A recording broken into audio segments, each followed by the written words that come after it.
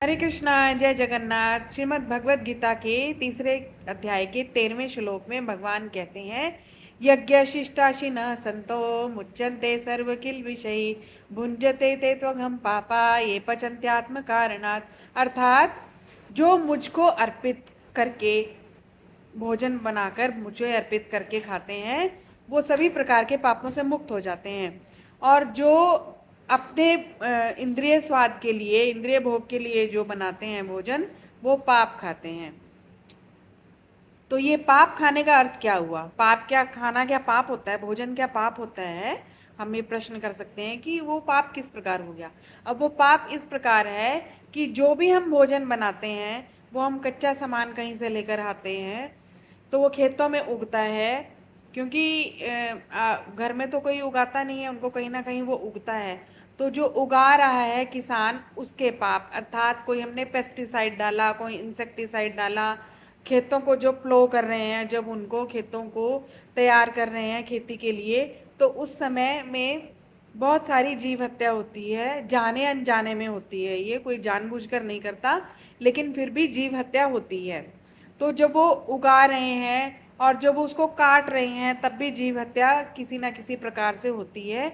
और जब हम उसको बाजार में वो बेचने आ रहा है, और जब हम उसको खरीद रहे हैं, जिससे भी खरीद रहे हैं, वो भी जाने अनजाने में जीव हत्या या किसी और तरह के भी पाप होते हैं।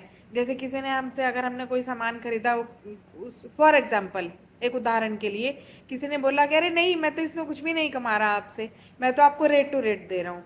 अब ऐसा तो नहीं है। देखो, जो भी कोई लेके आएगा वो अपने प्रॉफिट के लिए, अपने फायदे के लिए अपना भी तो भरण पोषण निर्वाह करेगा ना। तो वो अपना भी तो प्रॉफिट लेगा। तो फिर लेकिन कहकर तो एक झूठ हो गया ना कि मैं आपसे कोई प्रॉफिट नहीं ले रहा, तो ये भी एक पाप है।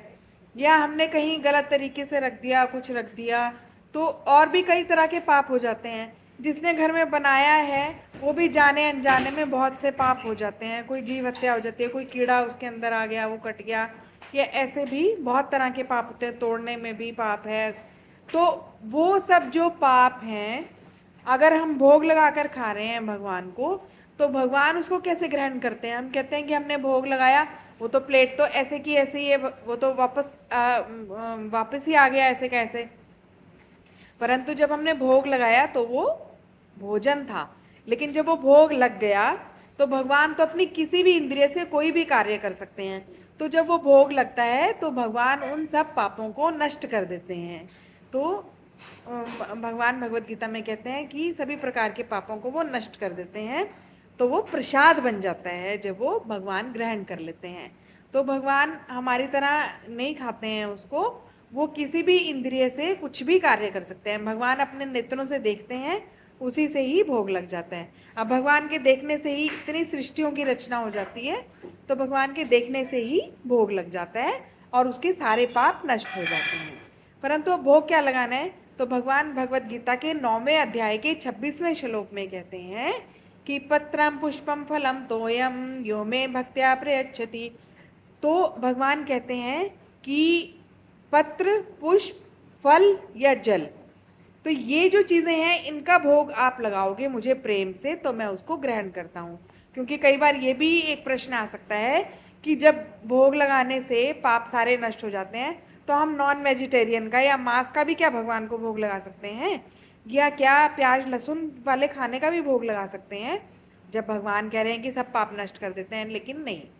भगवान ने जो बोला है कि भगवत गीता में कि मैं पत्र, पुष्प, फल या जल, ये आप मुझे भोग लगाएंगे तो मैं ग्रहण करूंगा। भगवान ने इसमें यह नहीं बोला कि आप मुझे मांसाहार का भोग लगाएंगे या आप किसी ऐसी गलत वस्तु का भोग लगाएंगे, तो भगवान उसको ग्रहण नहीं करते हैं। सात्विक चीजों को ही भगवान ग्रहण करते हैं।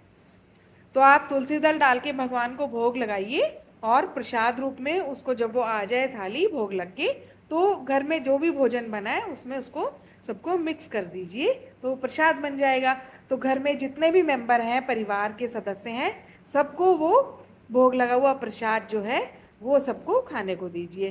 तो देखो चेतना कितनी शुद्ध होगी, और सब जो है पाप नष्ट हो जाएंगे, और हम भगवान के प्रति हमारी कृतज्ञता होगी कि हम प्रसाद खा रहे हैं, तो हम कृतज्ञ होंगे भगवान के प्रति कि भगवान ने हमें इतना अच्छा भोजन प्रसाद दिया है ग्रहण करने के लिए। और भगवान को भोग लगा हुआ जो प्रसाद जब आप लें, तो भगवान से प्रार्थना करें कि आपने हमें इतना अच्छा प्रसाद दिया है, उनका धन्यवाद करें, हाथ जोड़कर थैंक्स बोले, तब उसको ग्रहण करें। इस प्रकार जब आप करेंगे तो परिवार में अच्छा ही मेल जोल बढ़ेगा।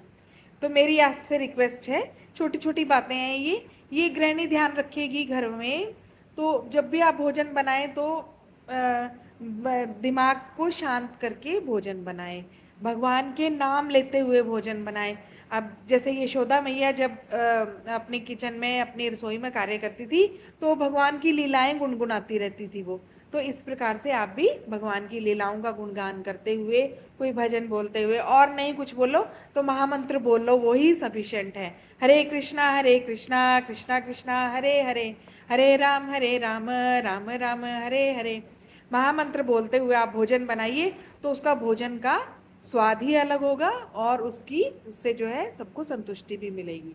क्योंकि कहते हैं ना, जैसा खाए अन्न वैसा हो मन। आप कभी देखना, जो भोजन प्रेम से बनाया जाएगा, भगवान का नाम लेकर बनाया जाएगा, तो उसका स्वाद भी अलग होगा। आपने कई बार नोट किया होगा, व्रत में जब चीज बनाई जाती है तो बहुत सात्विकता से बनाई जाती है, तो उसका टेस्ट ही अलग होता है।